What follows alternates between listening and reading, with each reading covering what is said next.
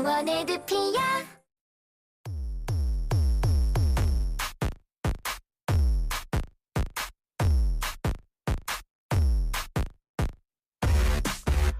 예, 신율의 뉴스 정면 승부 3부 시작하겠습니다. 앞서 말씀드린 대로 오늘 3부, 오늘 하루 중에 가장 중요한 뉴스들 여러분들께 깔끔하게 정리해드리는 정면 브리핑 시간인데요. 오늘도 김영민 아나운서와 함께하겠습니다. 안녕하세요. 안녕하세요. 예, 자, 오늘 첫 소식, 경찰이 윤석열 전 대통령의 비화폰을 확보했다. 이런 소식 있죠? 네, 맞습니다. 경찰이 비상계엄 사태 이후에 최초로 대통령 경호처 내에 비화폰의 서버 기록 그리고 윤 전 대통령 등이 사용한 비화폰, 업무폰을 확보한 것으로 전해집니다.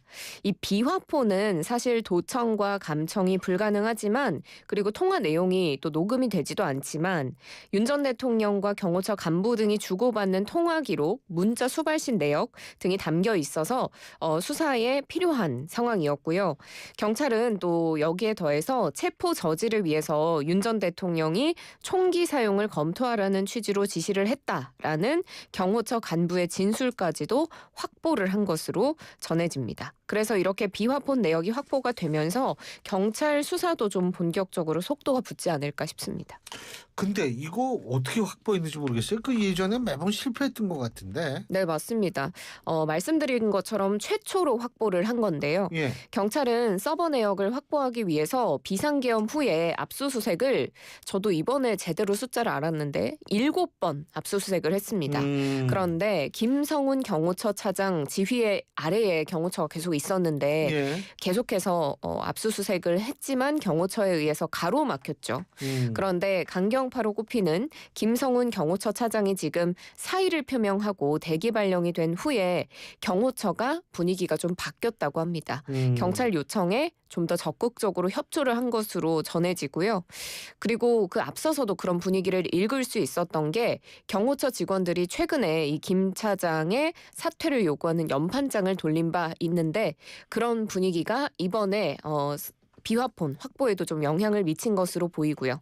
김 차장 이달 말까지 휴가에 들어간 상태고 지금 대기 명령 상태입니다. 자, 그리고 오늘 노무현 전 대통령 서거 16주기인데 봉하마을에 정치인들이 대거 내려갔죠. 네, 그렇습니다.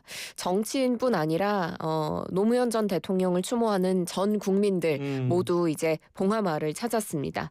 오늘 서거 16주기인데요. 봉하마을은 이른 아침부터 추모객들의 발길이 이어졌고요. 지팡이를 짚고 온 노부부부터 아이 손을 잡고 온 가족들까지 정말 연령대도 다양했습니다. 이 봉하마을 곳곳은 노 전 대통령을 상징하는 노란색 물결이 가득했고 묘역 입구에는 모든 정치인들, 다양한 주요 정치인들 명의의 조화가 또 줄을 이었습니다. 전국에서 찾아온 시민들도 노 전 대통령을 그리워하면서 추모의 뜻을 전했고 주요 정치인들도 추도식에 참석해서 추모에 힘을 보탰습니다. 대선 후보들도 여기 갔죠. 대선 후보들은 추도식에 참석하진 않았지만 묘역을 참배하고 추모 메시지를 전하는 등 추모에 동참을 했는데요. 이재명 민주당 대선 후보 봉하마을을 찾아서 문재인 전 대통령, 권양숙 여사 등을 만나기도 했고요. 묘역을 참배하면서 눈물을 붉히기도 했습니다. 방명록에는 사람 사는 세상의 꿈, 국민이 주인인 나라, 국민이 행복한 나라, 진짜 대한민국으로 완성하겠습니다라는 글을 적었고요. 개혁신당의 이준석 대표도 묘역을 참배한 뒤에 자신이 미국 유학을 갈 때 노 전 대통령에게 장학증서를 받았던 일을 또 소개하면서 3당 합당에 이의가 있다고 외치던 노 전 대통령의 모습을 닮은 그런 정치를 하고 싶다고 말했습니다. 권영국 민주노동당 대선 후보도 관용의 민주주의를 복원하고 평등한 대한민국으로 나가겠다며 추모의 뜻을 전했고 국민의힘의 김문수 후보 역시 소셜미디어에 노무현 전 대통령님께서는 바위처럼 단단한 기득권에 맞서 싸우고 늘 노동자와 약자의 편에 섰던 분이다라고 회상을 하면서 역시 추모했습니다. 정치인들 누구 갔어요 오늘? 그거 적어왔는데 박지혜 네. PD님이 이 원고에서 빼셨거든요. 민주당 그래요? 뭐 주요 지도부와 국회의원들 갔고요.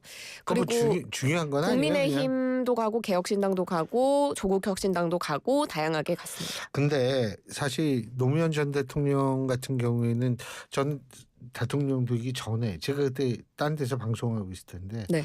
이 패널로 갖고 나오셔가지고 소주도 같이 먹고 그러다가 정말요? 대통령 되신 다음에 또 대통령 청와대로 이게 불러서 밥도 같이 먹고 그랬는데 그렇군요. 참 가슴이 좀 찡합니다. 저는 사실 굉장히 그런 면에 있어서 제가 가장 잘하는 대통령 중에 한 분이었었는데 근데 참 올여름 엄청나게 덥다며요. 네, 어떻게 그렇습니다. 견뎌? 그러니까요. 오늘 기상청이 날씨 3개월 전망을 내놨습니다. 우리나라 올여름 기온이 평년보다 높을 것이다라는 띠로리 이런 뉴스가 나왔는데요. 일단 다음 달부터 평년보다 기온이 높고 7, 8월도 평년보다 기온이 높다고 합니다. 봄부터 인도양과 서태평양의 해수면 온도가 좀 높게 유지가 되면서 올여름 남쪽에서부터 고온다습한 바람이 불어오면서 덥고 습한 여름이 예상됩니다. 비도 많이 온대요? 비가 이제 조금 달라요. 다음 달 초여름에는 평년보다 대체로 많은 비가 내릴 것으로 내다봤는데 그런데 이제 또 일반 7, 8월쯤에는 평년과 비슷할 것으로 예상이 됩니다.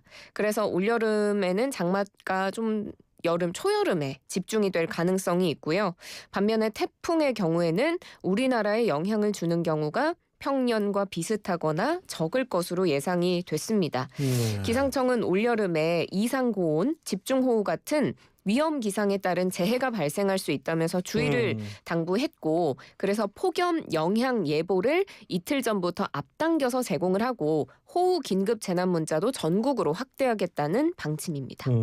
오늘 우리 청취자 여러분들 왜 김영민 아나운서랑 뭐 싸웠나? 왜 우리가 항상 이 시작할 때 얘기도 하고 그랬는데 네. 그게 아니고요. 박재 PD가 뭐 이걸 빨리 안 끝내면 보복을 하겠다는 협박을 해가지고 피디님 탓하고 오늘 이게 그래서 저희가 빨리 끝나네요. 이걸 끝냈는데 그게 또 왜 그러냐면 오늘 누가 나오죠?